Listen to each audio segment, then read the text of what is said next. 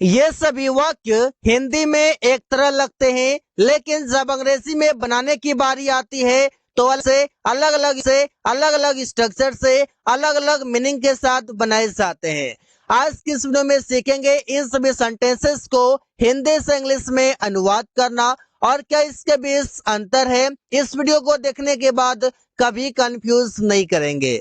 यूसुफ वो देखने लगेगा, कोई काम करने लगेगा, ये सेंटेंस फ्यूचर का है। अब ये बनेगा कैसे, क्या इसका स्ट्रक्चर होगा, क्या इसका मीनिंग होगा। एग्जांपल लेते हैं, वो देखने लगेगा तो सेंटेंस बनेगा he will begin to see. He will begin to see, वो देखने लगेगा। अब ये बात देखिए, कोई काम करने लगेगा, उसे हम कैसे कैसे बना सकते हैं। उसे हम बना सकते हैं बिगिन टू से, उसे हम बना सकते हैं स्टार्ट के साथ V4 से और बिगिन टू के बाद V1 से। ऐसे हम दोनों तरीके से बना सकते हैं। कोई काम करने लगेगा या कोई काम करना शुरू करेगा, बात दोनों एक ही है। रमेश हंसने लगेगा, Ramesh will begin to laugh. Begin to के बाद वर्ब का फर्स्ट फॉर्म लिखेंगे। प्रिया रोने लगेगी, Priya will begin to cry. Priya will begin to cry, Priya रोने लगेगी। रवि अंग्रेजी बोलने लगेगा, Ravi will begin to speak English. Ravi will begin to speak English, Ravi अंग्रेजी बोलने लगेगा। कोई काम करने लगेगा, उसे हम बनाते हैं बिगिन टू के साथ V1 या फिर स्टार्ट के साथ V4 से। वो देखता तो था, ये सेंटेंस इम्फेटिक सेंटेंस कहलाता है, क्योंकि हम इसमें एम्फेसाइज करके कोई भी चीजों को बोलते हैं, हम यहाँ पर जोर डालकर बोलते हैं। तो सेंटेंस बनेगा कैसे, वो देखता तो था, ही डिड सी। ये सेंटेंस पास्ट का है। अब ये पास्ट का है तो इसमें पास्ट में कौन से हेल्पिंग वर्ब लगाया जाता है, पास्ट में डीड प्रयोग करते हैं। जैसे वो देखता था, वो देखता था पास्ट इंडेफिनिट में बनेगा, तो उसमें पास्ट इंडेफिनिट का हेल्पिंग वर्ब होता है डिड। यहाँ पर हम सब्जेक्ट लिखेंगे, इसके बाद डिड, और इसके बाद डिड के साथ वर्ब का फर्स्ट फॉर्म लिखेंगे, चाहे सब्जेक्ट कैसा भी हो। मेरा भाई स्कूल जाता तो था, my brother did go to school. अब किसी ने कहा तुम्हारा भाई स्कूल नहीं जाता था, तो मैंने कहा मेरा भाई स्कूल जाता तो था, तो उसी बात को मैंने एम्फेसाइज किया, जोर दिया कि स्कूल जाता तो था, तो यहाँ पर डिड के साथ लिखेंगे। सेंटेंस देखने में तो एक तरह लग रहे हैं, लेकिन अलग अलग से बन रहे हैं। छात्र किताब पढ़ता तो था, the student did read the book. A student did read the book, छात्र किताब पढ़ता तो था। सुमन अंग्रेजी बोलता तो था, Suman did speak English. Suman did speak English, Suman अंग्रेजी बोलता तो था। रवि पेड़ काटता तो था। अब मैंने कहा कि रवि पेड़ काटता तो था, अब किसी ने कहा कि रवि पेड़ नहीं काटता था, तो मैंने उसी बात पर कहा रवि पेड़ काटता तो था, मतलब इम्फेसाइज किया। तो सेंटेंस बनेगा Ravi did cut the tree. Ravi did cut the tree, Ravi पेड़ काटता तो था। तो आपको स्ट्रक्चर पता चल गया, सेंटेंस का मीनिंग समझ में आ गया। ऐसे खूब सारे सेंटेंसेस बना सकते हो। वो देखते रहता है, कोई काम करते रहता है, इससे वो देखते रहता है he keeps going या फिर he keeps on going, दोनों तरीके से हम बना सकते हैं। वो देखते रहता है मतलब कोई काम को करते रहता है, उससे हम कीप के साथ बनाते हैं, कीप V4, या फिर कीप ऑन के साथ, कीप ऑन के साथ V4 लगाते हैं। दोनों एक ही है, ऑन ऑप्शनल है, चाहे तो लगा सकते हैं, चाहे तो अवॉइड कर सकते हैं।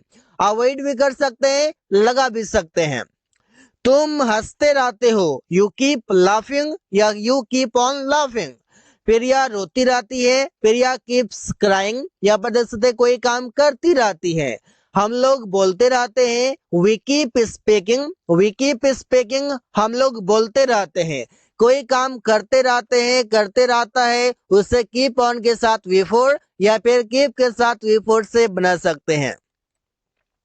वो देखा करता था, कोई काम किया करता था, तो सेंटेंस बनेगा इससे वो देखा करता था, he used to look। अब कोई काम किया करता था, इसमें हम बताते हैं पास्ट के रेगुलर रेगुलर एक्शन, पास्ट के रेगुलर एक्शन को बताते हैं, हम कोई काम किया करता था। अब इसे बनाते हैं यूज टू के साथ, वर्ब का फर्स्ट फॉर्म लगाते हैं, जैसे यूज टू प्लस V1, वो देखा करता था, he use to look. Ramesh किताब पढ़ा करता था, Ramesh use to read the book, Ramesh use to read the book, Ramesh किताब पढ़ा करता था। हम लोग सोचा करते थे, we use to think, we use to think, हम लोग सोचा करते थे।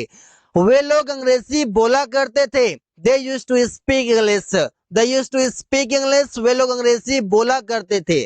तो ऐसे ही सेंटेंसेस कई सारे बना सकते हैं।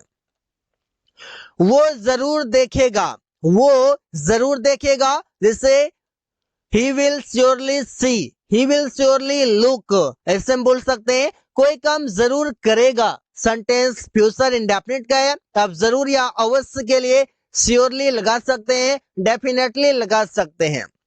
वो जरूर हंसेगा, ही विल श्योरली लाफ, तुम जरूर पैसे दोगे, you will surely give money. वे लोग जरूर मैच जीतेंगे, they will surely win the match. यहाँ पर विल के बाद श्योरली लगा देंगे, विल के बाद श्योरली, इसके बाद लगाएंगे वर्ब का फर्स्ट फॉर्म प्लस ऑब्जेक्ट लिखेंगे। तो ऐसे ही सेंटेंसेस कई सारे बना सकते हैं। वो देखता तो है, कोई काम करता तो है, वो स्कूल जाता तो है, तुम बाजार जाते तो हो, मैं अंग्रेजी बोलता तो हूँ, कोई काम करता तो हूँ, मतलब एम्फेसाइज करके बोल रहे हैं, तो सेंटेंस बनेगा कैसे वो भी देखते हैं। वो देखता तो है, ही डज सी, यहाँ पर देखना ये है कि सेंटेंस में हेल्पिंग वर्ब कौन सा होगा। सबसे पहले टेंस पर्सन, ये तो को हटा दीजिए, वो देखता है, सेंटेंस प्रेजेंट इंडेफिनिट का है। तो यहाँ पर इसका हेल्पिंग वर्ब जो है या तो डू या तो डज लगता है, डू या डज लगता है। यहाँ पर सब्जेक्ट जैसा भी है, सब्जेक्ट अगर सिंगुलर है तो डज, प्लुरल है तो डू। यहाँ पर ही डज सी, वो देखता तो है। रेशम अंग्रेजी बोलती तो है, रेशम डज स्पीक इंग्लिश। यहाँ पर देख सकते हैं डज के साथ या डू के साथ जो वर्ब आएगा, मेन वर्ब, वो वर्ब का फर्स्ट फॉर्म में आएगा, चाहे कैसा भी सब्जेक्ट हो, सिंगुलर हो या प्लुरल हो। तुम लोग खेलते तो हो, you do play, you plural में आता है, इस वजह से यहाँ पर डू लिखा गया है। प्रिया वहां जाती तो है, Priya does go there, Priya does go there, Priya वहां जाती तो है। वो देखा करता है, कोई काम किया करता है, ये सेंटेंस प्रेजेंट में बताया जा रहा है। प्रेजेंट में रेगुलर एक्शन है, मतलब डेली रूटीन की तरह है। तो जब डेली रूटीन हो, रेगुलर एक्शन हो, तो सेंटेंस बनता है प्रेजेंट इंडेफिनिट से, तो सेंटेंस ऐसे ही बनेगा, वो देखा करता है, ही लुक्स। सुरेश कमरा पेंट किया करता है, सुरेश पेंट्स द रूम। यहाँ पर पेंट का मतलब हो गया कि कोई काम, मतलब कि कोई पेंट करना, पुताई करना, इसे समझ सकते हैं। वे लोग बाजार जाया करता है, they go to market, they go to market, वे लोग बाजार जाया करता है या फिर वे लोग बाजार जाते हैं। अमरेश अंग्रेजी बोला करता है, अमरेश स्पीक्स इंग्लिश। यहाँ पर कोई भी सेंस नहीं करेंगे प्रेजेंट इंडेफिनिट टेंस में। हिंदी में कैसा भी लिखा हो, सेंटेंस का मीनिंग समझना है, कॉन्सेप्ट समझना है कि सेंटेंस कहना क्या चाहता है।